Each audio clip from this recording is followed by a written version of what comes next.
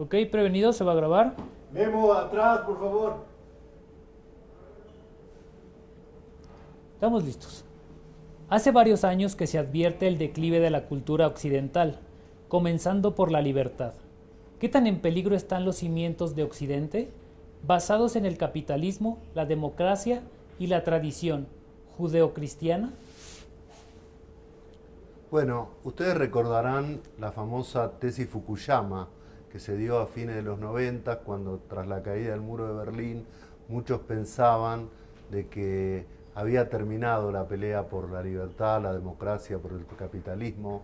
Fukuyama escribió un libro que él dijo que fue malinterpretado, pero mucha gente interpretó como que el capitalismo democrático o la democracia capitalista habían ganado la batalla.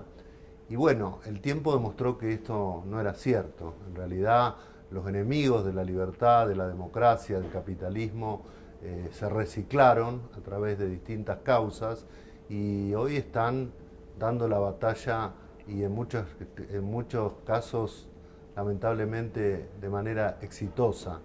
La democracia liberal, tal como la conocemos, está en riesgo. Esto en realidad no debiera en sí mismo ser una novedad, porque siempre la democracia está en riesgo, siempre hay personas autoritarias que detestan la libertad, que detestan la propiedad privada, que detestan incluso la democracia, por eso hay que defenderla cada día. Efectivamente, la cultura occidental está pasando hoy una situación bastante complicada, desde fuera y desde dentro. Recuerdo siempre aquella frase que decían los historiadores sobre Roma, sobre la caída del Imperio Romano, que decían los bárbaros vinieron después, como diciendo que la descomposición del Imperio Romano se dio antes internamente. Evidentemente, esto que llamamos Occidente ha tenido y tiene muchos caballos de Troya, muchas personas que en algunos casos con marcada mala intención, pero en otros casos con buenas intenciones, pero a mi juicio completamente equivocados, promueven políticas, promueven conductas que socavan eso que llamamos el espíritu de Occidente. Lo que está pasando ahora, por ejemplo, con la guerra en Ucrania, lo que está pasando en Israel, lo que pasa en muchos países, ¿no? Los reclamos que hay dentro de muchos países democráticos en contra de los valores democráticos es algo que nos tiene que preocupar mucho y por supuesto llevarnos a la convicción de que esto es una lucha permanente, la lucha por la libertad y la democracia, y que nunca se gana del todo. ¿Por qué el populismo, a pesar de su atractivo inicial y su promesa de devolver el poder al pueblo, fracasa en proporcionar soluciones sostenibles y efectivas y en cambio exacerba la polarización y la inestabilidad política? El populismo está condenado a fracasar, ¿no? Porque el populismo es un intento de entregar el largo plazo en aras del corto plazo. O sea, el populismo lo que hace es, te promete un montón de cosas hoy, te da algunas cosas hoy, pero condenando al futuro, generando para los países situaciones que se vuelven completamente dramáticas en el futuro. Yo soy de Argentina, Argentina es el arquetipo del populismo, Argentina ha sufrido mucho el populismo. Fíjense, es un país que en los 100 años que hay registro de datos fiscales, en 95 hubo déficit fiscal, o sea, solamente en 5 el Estado gastó menos de lo que ingresaba. Y esto es un símbolo del populismo, ¿no? El populismo sacrifica el futuro por el presente. De esta manera convence con dádivas, con clientelismo a la gente de que esto puede ser perdurable, pero esto no es perdurable. Por eso los populismos están llamados a fracasar. Pero también es verdad que tienen un atractivo inicial que muchas veces les funciona sobre el electorado, pero bueno, estamos viendo también algunos casos de reacciones antipopulistas muy fuertes.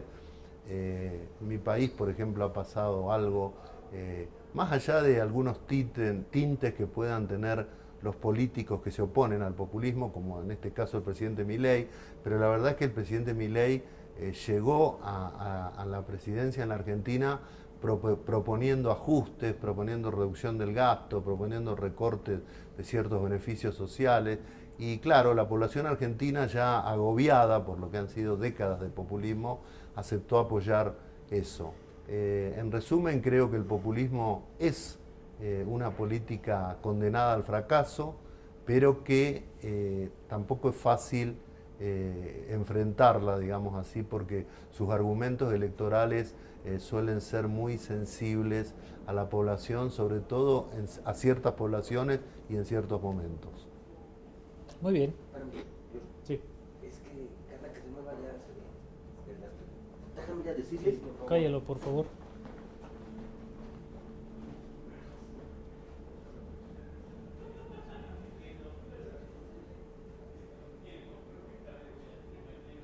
¿Ok? ¿Qué es tan seductor del colectivismo como el comunismo aún cuando es un sistema que elimina la propiedad privada y la libertad individual y que mantiene mediante el miedo y la represión?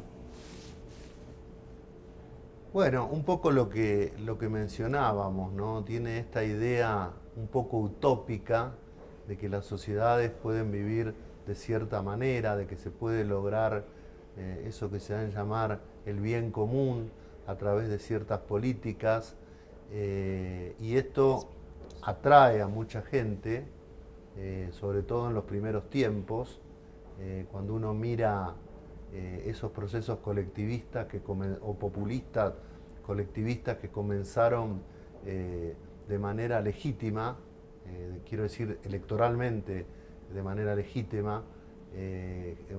Hay gente que se entusiasmó con esos cantos de sirenas, para decirlo de alguna manera, con esas promesas de una sociedad mejor a partir de un trabajo colectivo y siempre con un rol muy, muy grande del Estado.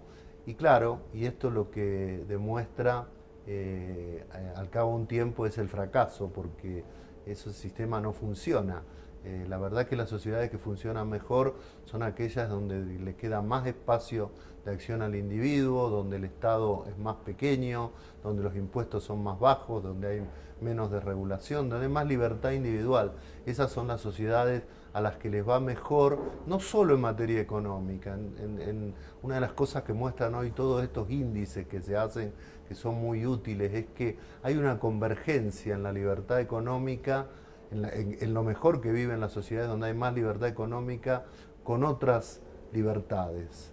En general, las sociedades que tienen más libertad económica también tienen más libertad de política, más libertad de prensa, y estas son las sociedades a las que le va mejor. Sin embargo, bueno, es verdad que sigue habiendo cantos de sirena colectivistas, en particular en nuestro continente. En nuestro continente no estamos en un buen momento, hay varias dictaduras y hay varios gobiernos populistas, algunos de ellos muy extremos.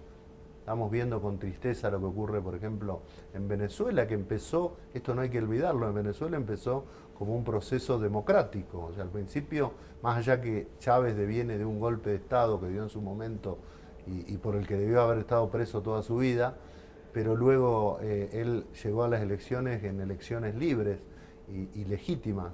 Pero fíjense en qué devino ese proceso colectivista y populista, ¿no? Por eso hay que estar muy atentos a estos desvíos de algunas políticas que apuntan en ese sentido y combatirlos desde el minuto cero, porque si no, llegamos a lo que llegamos. Última pregunta, y si me ayuda a ser un poquito más concreto en esta última. ¿El colectivismo actual ha sustituido o robustecido su concepto de lucha de clases mediante otros discursos polarizadores tomados de la interseccionalidad? ¿Es una crisis seria a considerar en los países occidentales? Sí, es una crisis muy seria. Imagino que te referís a estos que se llaman causas identitarias. Cuando el colectivismo pierde la gran batalla con la caída del muro, muy hábilmente lo que hace es dividir el problema o los problemas en fracciones. Entonces dicen, por un lado, el tema, por ejemplo, del género, por otro lado, el tema medioambiental, que es desde luego un problema, pero ellos lo enfocan de una manera muy colectivista y muy antiliberal, y muchos otros problemas, hasta el animalismo, los van tomando de a uno, pero en el fondo todo, si uno mira todas esas políticas, terminan en una crítica demoledora al sistema capitalista. Y y terminan, como uno siempre ve, estas cosas tan curiosas que hay, por ejemplo, grupos LGTB haciendo marchas en favor de la igualdad sexual, algo que cualquier liberal defiende, por supuesto, pero van con las banderas del Che Guevara, lo que es una cosa verdaderamente paradójica, porque el Che Guevara era un homofóbico completo, como lo fue el régimen cubano, ¿no? Siempre recuerdo que Vargas Llosa se rompe con el régimen cubano a partir de ese tema de la persecución a los homosexuales. Pero siempre ahí están con las banderas, la misma gente que defiende el comunismo, ahí está con la bandera defendiendo esas causas identitarias. Creo que eso es uno de los grandes desafíos que tiene el mundo democrático hoy. Hay que estar prevenidos contra eso y hay que separar la paja del trigo.